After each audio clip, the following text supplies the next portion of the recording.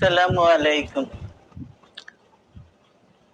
দীর্ঘদিন অসুস্থ থাকার পর আপনাদের সামনে কথা বলতে পারার জন্য আল্লাহর কাছে শুকরিয়া আদায় করছি।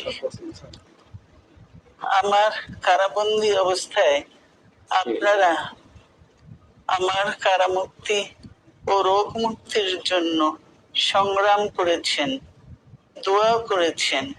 সেজন্য আমি আপনাদের সকলকে ধন্যবাদ জানাচ্ছি। দীর্ঘ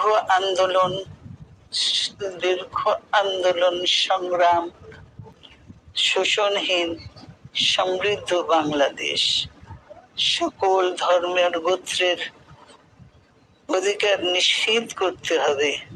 শান্তি,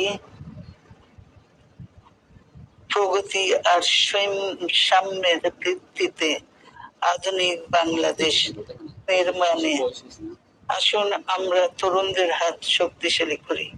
ধ্বংস নয়, প্রতিশোধ নয়, প্রতিহিংসা নয়, ভালোবাসা, শান্তি ও জ্ঞান ভিত্তিক সমাজ গড়ে তুলি।